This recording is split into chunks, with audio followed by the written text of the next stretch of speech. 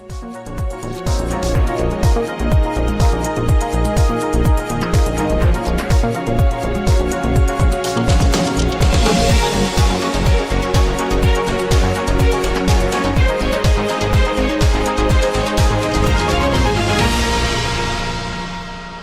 पूर्वी दिल्ली के थाना खजूरी इलाके के श्री राम कॉलोनी में एक सनसनीखेज मामला सामने आने पर इलाके में दहशत का माहौल बन गया।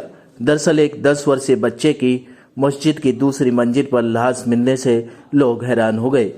परिजनों के मुताबिक उनका 10 वर्षीय बच्चा फैजान श्री राम कॉलोनी की बनी मदीना मस्जिद में कुरान की पढ़ाई करने जाया करता था। 7 जनवरी की शाम से वह दोस्तों के साथ पढ़ाई करने मस्जिद में गया था, लेकिन घर वापस नहीं लौटा।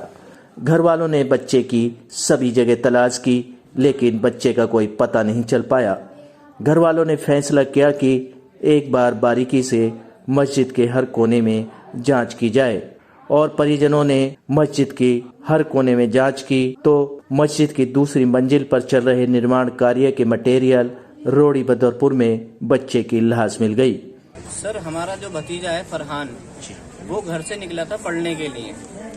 इवनिंग में 6 बजे का टाइम था जब वो पढ़ने गया था। वो पढ़ने के बाद घर वापसी नहीं आया। जब 1 घंटा हो गया वो घर वापसी नहीं आया तो हमने उसको ढूंढना चालू करा। वो हमें खजूरी में कहीं भी नहीं मिला। उसके बाद हमने उसके साथ में जो पढ़ने वाले बच्चे तालिबे इल्म थे, हमने उनसे मालूम करा मस्जिद में आके। मैंने कहा तुम में से बच्चों किसी ने फरहान को देखा है? वो बोले कि हमने फरहान को, हमारे साथ था कि हमने मोमोज खाने गए थे, लेकिन उसको कुछ काम था, जल्दी थी, वो मोमोज खा के पहले आ गया था और हम वहीं मोमोज खा रहे थे। उसके बाद हमने सीसीटीवी फुटेज देखी। हमने क्या करी, ये बच्चे झूठ तो नहीं बोल रहे, इनके साथ गया भी है या नहीं गया। हमने 3-4 कैमरे खंगालने के बाद हमें वो 2 बच्चे जाते हुए दिखाई दिए, लेकिन उसके अंदर जो मृतक फरहान है वो हमें दिखाई नहीं दिया। तो उसके बाद हमने चेक करा, मैंने एक बार मस्जिद में और चेक कर लो, जब इनके साथ नहीं दिखाई दे रहा है कहीं भी तो हो सकता है वो मस्जिद में कहीं ना कहीं हो। हमने रात को 3 बजे जाकर 7 तारीख को 3 बजे पूरी मस्जिद की हमने चेकिंग करी। चेकिंग करने में हमने टंकी वंकी सब खोल के देखी, लेकिन वो हमें कहीं दिखाई नहीं दिया। उसके बाद हम नीचे आ गए। हमने फिर आसपास के एरिया खंगाले, जैसे शास्त्री पार्क के जंगलों में उसे देखा, हमने खजूरी रेड लाइट पर उसको देखा, शास्त्री पार्क का जो जीरो पुस्ता जफरवेशन हॉस्पिटल है, मैं वहाँ पे भी देखा है उसको इमरजेंसी में, लेकिन उसकी कहीं कोई खबर, कोई क्लू हमें नहीं मिला, कोई दिखाई नहीं, कोई खबर नहीं आई। उसके बाद मेरे जो बड़े भाई हैं फैसल भाई, वो दूसरे दिन 8 तारीख को वो ये बोले कि एक बार मस्जिद की जो है ग्राउंड लेवल से चेकिंग करते हैं, और मस्जिद में कंस्ट्रक्शन की वजह से जो मलुआ पड़ा हुआ है 2nd फ्लोर पर, हम उसकी भी जांच करते हैं, क्या पता उसमें किसी ने मार के उसको दबा रखा हो। फिर हमने उसको 2nd फ्लोर पर जाकर मलुआ खोद के देखा तो मेरे बड़े भाई के हाथ में उसकी टांग आ गई, तो वो चीख कर नीचे गिर गए। और उसके बाद हमने पुलिस को इन्फॉर्म करा। पुलिस वाले जो है अपने साथ पूरी टीम लेकर आए, सीबीआई की और क्राइम ब्रांच वाले सब आ गए थे।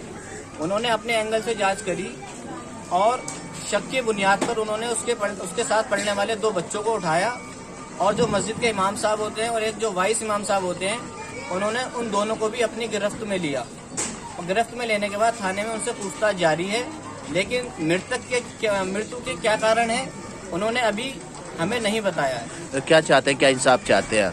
सर, हम तो इंसाफ ये चाहते हैं, जिनने उनके साथ बुरा किया है उनको सजा मिलनी चाहिए, ताकि ऐसे हादसे दोबारा दोहराए ना जा सके। परिजनों ने फौरन पुलिस को इस बात की सूचना दी। मौके पर पहुंची पुलिस ने बच्चे का शव कब्जे में लेकर पोस्टमार्टम हेतु अस्पताल भेज दिया। पुलिस ने इस मामले में मस्जिद के इमाम और कई बच्चों को हिरासत में लिया है। परिजनों ने बताया कि उनका बच्चा मृतक फैजान कुरान की तालीम लेने शाम 6 बजे से रात 10 बजे तक मस्जिद में बने मदरसे में पढ़ाई करने जाया करता था। मामला ये था, 17 तारीख की शाम को 4:30 बजे वो मस्जिद जाता पढ़ने। तो वो मगरिब की जब असर की नमाज हुई तो वो वहीं था, मेरा लड़का भी वहीं था। वो असर की नमाज से मगरिब की नमाज तक वो बच्चा वहीं था। उसका बाप भी उससे बात करके आया था मगरिब की नमाज के बाद 5:30 बजे के बाद, तकरीबन 5:45 बजे। उसके बाद जो है वो उसका बाप आ गया था वो बच्चा मगरिब की नमाज के बाद हमें पता मस्जिद में ही रह जाता है, वो 10 बजे आता है फिर पढ़ के रात को। तो उसके बाद जो है 8 बजे हाफिज जी का फ़ोन आता है कि फरहान घर पे है, मस्जिद में नहीं है। उसका बाप कहने लगा घर पे तो नहीं है।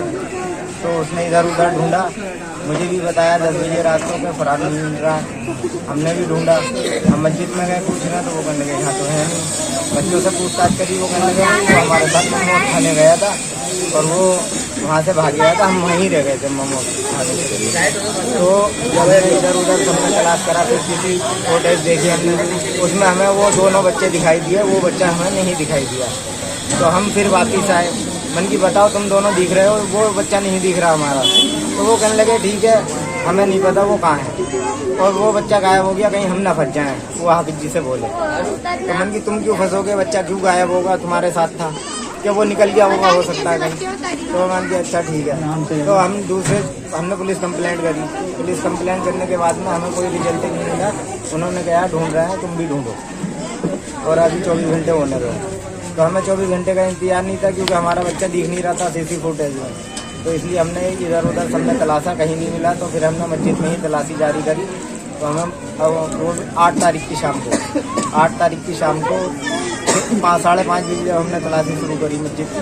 तो वो मस्जिद के मलबे में दबा हुआ मिला। पुलिस किस एंगलों से जांच करी है? कुछ हिरासत में लिए गए लोग? हाँ, उन्होंने 5-6 बच्चे हैं जो मस्जिद के अंदर ही बैठे हुए थे। मैंने बॉडी देखते ही मस्जिद का हुजरे का ताला बंद कर दिया था। पुलिस को फोन करा था, जैसे ही पुलिस आई वो बॉडी के पास गई। फिर उन्होंने ये करके सारे सबको वहाँ ले गए थाने, हाफिज जी को भी, मौजिन को भी और बच्चों को भी। अभी पुलिस जांच कर रही है, कुछ पता चल पाया क्या हादसा पुलिस हुआ? ने हमें बता तो दिया है, हमने खोल दिया है और हम आपको कल बताएंगे। आज के लिए उन्होंने बोला है बताएंगे। अच्छा। बहरहाल इस घटना के चलते इलाके में दहशत का माहौल है। पुलिस इस मामले में हर एंगल से जांच कर रही है। घटना के बाद मस्जिद के गेट को बंद कर दिया गया है। परिजन पुलिस से इंसाफ की गुहार लगा रहे हैं। सिटी न्यूज़ दिल्ली संवाददाता रविंदर कुमार की रिपोर्ट। वैद्य बाबूराम वर्मा, 15 सालों का इलाज का भरोसा। हमारे यहाँ आयुर्वेदिक औषधियों के द्वारा सभी बीमारियों का सुविधाजनक इलाज किया जाता है, जैसे खांसी, सांस, दमा, बुखार, टाइफाइड, मलेरिया, पीलिया, बवासीर, शुगर, हेपेटाइटिस, खूनी बवासीर, पिरमे, श्वपनदोष, लघु शंका आदि का इलाज आयुर्वेदिक पद्धति द्वारा किया जाता है। इसके अलावा सभी बीमारियों की जांच भी तसल्ली बख्श की जाती है, जैसे अल्ट्रासाउंड, एक्सरे, ईसीजी, रक्त, मलमूत्र, वीर्य की जांच इत्यादि। हमारे यहाँ दिल्ली सरकार द्वारा टीकाकरण, टीबी का इलाज व जांच मुफ्त की जाती है। हमारा पता है वैद्य बाबूराम वर्मा, चैरिटेबल सोसाइटी, 329 गली number 9, Mandoli extension, near Nand Nagri bus depot के सामने, दिल्ली 93। आप हमारे नंबरों पर भी संपर्क कर सकते हैं।